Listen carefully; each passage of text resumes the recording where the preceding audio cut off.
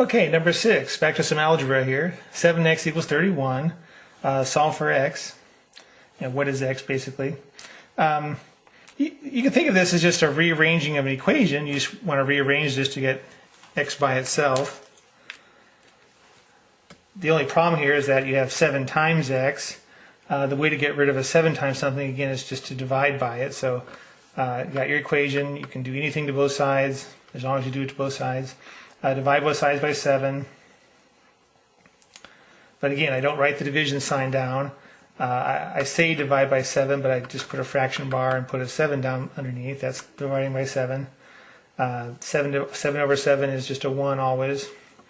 X over 1 is the same as just plain old x. Again, an over 1 is always an option. You can leave it in there if you like it, or you can always take it out if you don't want to see it anymore. So 31 sevenths, that was a fine answer. If you divide that out, I think you get about 4.28 for that. A couple other things about this. Without worrying about all the algebraic rules, what this is saying up here, of course, is 7 times something. What times 7 basically is 31. Had it been a nice round number, you might have been able to just kind of see the answer, right? I mean, if it had been 7x is 28, for instance, what times 7 is 28? Well, 4. 4 works, right? So, you just say 4. This is close, actually. In fact, it's a little bit bigger. So, a 4 here is a little bit low. You get 28. If you put a 5 in there, you get 35. So that's a little bit high. So that kind of brackets the answer right there. Something between 4 and 5 is going to be about right. That's a perfectly valid technique in mathematics.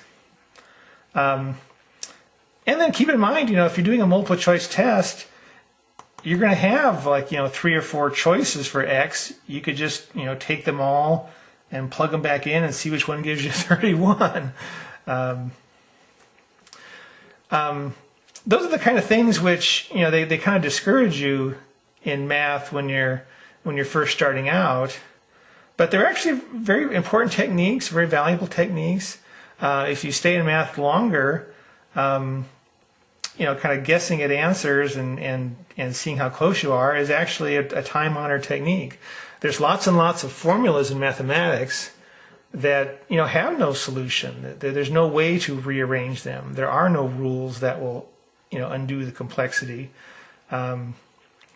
There's whole courses in math. There's whole books that thick on how to approach problems through essentially sophisticated kind of guessing techniques, and then plug your guess in and see how far off you are, and come up with a better guess, and so on. And so I'm fine with that for this class. Knowing the answers between 4 and 5 might be all you need to pick it out of a multiple choice list.